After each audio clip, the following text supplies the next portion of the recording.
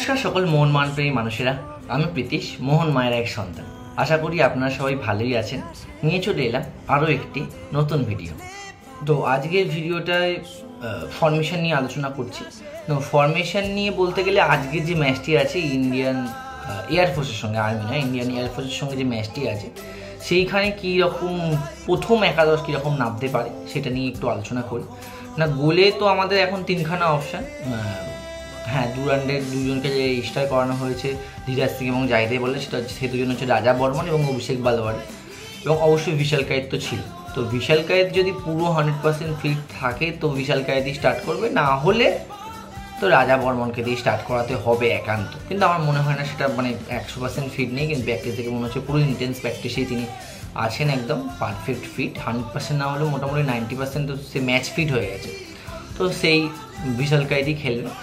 এবং মলিনার যে পছন্দের ছক ছিল আগে, সেটা ছিল 4-2-3-1, তাই জন্য গোলকিপার পজিশনটা বাদ দিয়ে বলছি 4-2-3-1 ছিল। কিন্তু এখন যে প্র্যাকটিস দেখে মনে হচ্ছে 4-2-3-1 নয়। এবং ডেকি কার্ডাসও কালকে একটা ইন্টারভিউতেও বলেছেন যে ম্যানেজমেন্ট থেকে তাকে নাকি বলা হয়েছে যে প্রত্যেকটা প্লেয়ার যেন 3 ব্যাক সিস্টেমে খেলার জন্য, প্রত্যেকটা টপার আগে 3 ব্যাক সিস্টেমে যেন খেলার জন্য রেডি হয়ে থাকে। তো তিনি সেটা বলে দিয়েছেন। সুতরাং এটা থেকে পরিষ্কার যে মলিনাও 3 ব্যাক সিস্টেমেই খেলবেন। তো এবং প্র্যাকটিস দেখে যেটা মনে হচ্ছিল সেটা হচ্ছে দুখানা জায়গায় দু রকমের প্র্যাকটিস, দুখানার ফার্স্ট টিম নাম ছিল। সেটা হচ্ছে টম অলড্রেড, শুভাশিস রায়, আর একজন হচ্ছে দিব্যেন্দু, আর একটা হচ্ছে আলবার্টো রড্রিগেজ, সুমিত রাঠি এবং সৌরভ ভানুওয়ালা।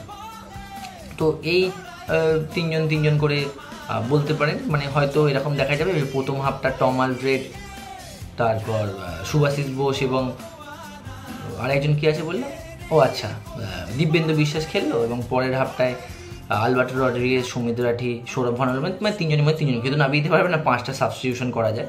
তো দেখা যাক, এই হচ্ছে ব্যাপার স্যাপার। আর মাঝ মাঠ নিয়ে যেটা কথা, সেই মাঝ মাঠে কিন্তু একটা ত্রিভুজ তৈরি করার চেষ্টা করা হচ্ছে আপুইয়া, সাহাল এবং থাপাকে দিয়ে। আমারও মনে হয় এই তিনজনকে দিয়েই মাঝ মাঠ সাজানো হবে, কারণ গ্রেগ স্টুয়ার্টকে খুব সম্ভবত ওপরে বা পরবর্তীকালে নামানো হবে। আর ডান দিকটা দিয়ে মনবীর সিং, অবশ্যই আশিস রায়কে দিয়ে শুরু করানো উচিত আমার মনে হয়। আগের ম্যাচটা অত্যন্ত ভালো খেলেছিলেন, কিন্তু মনবীর সিংই হয়তো প্র্যাকটিস দেখে যেমন হলো স্টার্ট করবেন। আর বাঁ দিকটা দিয়ে আশিক কুনিয়ান এবং লিস্টন কোয়ালাসের মধ্যে যে কোনো একজন, প্র্যাকটিস দেখে মনে হচ্ছে আশিক কুনিয়ান স্টার্ট করতে পারে। উল্টোটাও হতে পারে, লিস্টন কোয়ালাসকে দিয়ে প্র্যাকটিস স্টার্ট করার, কারণ অনেকদিন ক্লোজ ডোর প্র্যাকটিস হয়েছে, হয়তো দর্শকদের সামনে আনতে চায় না ফরমেশন, তখন আসলটা দেখি, এখন কোনোটা দেখা। যাই হোক, এটা হতেই পারে, অনেক কোচের অনেক রকম ট্যাকটিস থাকে। এবং উপরে আপফ্রন্টে দুজন, হ্যাঁ সবাই বলছে জেসন কামিংস এবং গ্রেগ স্টুয়ার্টকে খেলাতে একসঙ্গে, জেসন কামিংস গ্রেগ স্টুয়ার্টকে খেলাতে তাদের চারটে বিদেশি, তাও হয় না। কিন্তু আমার মতে বলে জেসন কামিংস এবং সুহেল ভাটকে দিয়ে খেলানো, কারণ ডিমি পেট্রাটোস যখন অ্যাভেলেবেল হয়ে যাবেন তখন তো আর সুহেল ভাট সেরকম ফার্স্ট টিমে চান্স পাবেন না। সুহেল এখন অত্যন্ত দুর্দান্ত একটা ফর্মে আছে, তো আশা করা যায় তাকে দিয়ে যদি শুরু করানো যায় তাহলে খুবই ভালো হবে। তো স্কোয়াডটা আমার মতে তো এরকম হওয়া উচিত যে বিশাল কায়েত গোলে, তারপর 3 ডিফেন্স হচ্ছে টম অলড্রেড, শুভাশিস রায় এবং দিব্যেন্দু বিশ্বাস। হ্যাঁ, অবশ্যই টম অলড্রেডকে মাথায় রাখতে হবে, তিনি একটি ইয়েলো কার্ড খেয়ে আছেন, ঠিক আছে। তো ডার্বিতে আজকে যদি ইয়েলো কার্ড তিনি খান, তাহলে ডার্বিতে তিনি আনঅ্যাভেলেবেল হয়ে যাবেন, সেটা কেউই চাইবেন না। যাই হোক, তো মাঝ মাঠে যে 5 জন আসবে 3-5-2 ফরমেশনে, সেই 5 জনের মধ্যে 3 জন তো অবশ্যই আপুইয়া, থাপা ও সাহাল, ডান দিক দিয়ে মানবীর, বাঁ দিক দিয়ে আসিফ, এবং সামনে হচ্ছে জেসন কামিংস আর সুহেল ভাট। হ্যাঁ, সময় বিশেষে পরিবর্তন হতেও পারে, ধরুন থাপার বদলে দীপক টাঙ্গি নামলো বা অভিষেক সূর্যবংশী নামলো। তবে আমার মনে হয় না আজকে এটা হবে, কারণ একটু কঠিন প্রতিপক্ষ হলে যেখানে একটু ডিফেন্স করতে হবে সেখানে দীপক টাঙ্গি ঠিক আছে, নাহলে এখানে ম্যাচে চলে না। কিন্তু আমার মতে কিছু একটা মনে হয় কিছু একটা সময়ের জন্য অ্যাজ আ স্টপার দীপক টাঙ্গিকে খেলিয়ে দেখিয়ে নেওয়া উচিত, অ্যাজ আ ব্যাকআপ। কারণ আমরা জানি আনোয়ারের কেসটা কোথায় দাঁড়িয়ে আছে, নতুন সিবি কবে আসবে না আসবে জানি না। যদি প্রীতম কোটাল আসেও, প্রীতম দা আমার মতে মনে হয় না প্রত্যেক কটা ম্যাচ, হ্যাঁ গলি দিয়ে দেয় তো খুবই ভালো, কিন্তু আমাদের এখানে প্রায় 40টার উপর 40+ ম্যাচ খেলতে হবে যদি আমরা নকআউট স্টেজের কথা বাদও দিয়ে দিই। তো তাই জন্য মনে হচ্ছে দিব্যেন্দু বিশ্বাসের উপর অবশ্যই ভরসা আছে অবশ্যই, কিন্তু দীপক টাঙ্গি একটা এত সিনিয়র লেভেলের প্লেয়ার, তিনি মাঝে স্টপার খেলেওছে, তাই যদি একটু স্টপার খেলিয়ে দেখে নেওয়া যেত।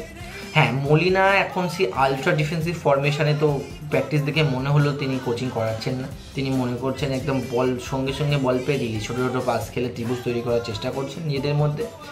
তো দেখা যাক, আশা করা যায় এই ম্যাচটা আমরা খুব সহজে জিতে যাব। হ্যাঁ, ইন্ডিয়ান এয়ারফোর্স একটা কাউন্টার বেস খেলার উপর নির্ভরশীল। তো আমাদের খুব তাড়াতাড়ি ডেডলকটা ভেঙে ফেলতে হবে। যদি খুব তাড়াতাড়ি ডেডলকটা আমরা ভেঙে ফেলতে পারি তাহলে তো খুব ভালো, তাহলে আমরা মোটামুটি 4-0 থেকে 5, মানে 4-0 জিতবো প্রেডিকশন করলাম। আর এবং যদি ডেডলক আমাদের ভাঙতে দেরি হয় তাহলে ওই 3-1, কারণ একটা দিলাম, কারণ হচ্ছে আমাদের ডিফেন্সটা অতটাও এখনও পোক্ত নয়, তো দিতেই পারে। যদি ফার্স্ট থেকে ডেডলক না ভেঙে দেয় তো ওরা একটু তেড়ে ফুড়ে মাঝে মাঝে আক্রমণ, কাউন্টার অ্যাটাক বেস যেহেতু আক্রমণ করবে। তো এই হচ্ছে ব্যাপার ফর্মেশন নিয়ে কীরকমভাবে মোহনবাগান দল গঠন করতে পারে। আমার প্রেডিকশন শেষ অবধি 4-0 হবে আজকে খেলা। তাহলে ভিডিওটা আজকে এই অবধি থাকুক, দেখা হচ্ছে পরে কোনো ভিডিওতে।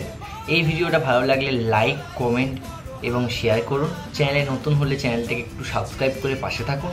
এবং সব শেষে বলবো, এবং আপনারা বলুন, জয় মোহনবাগান।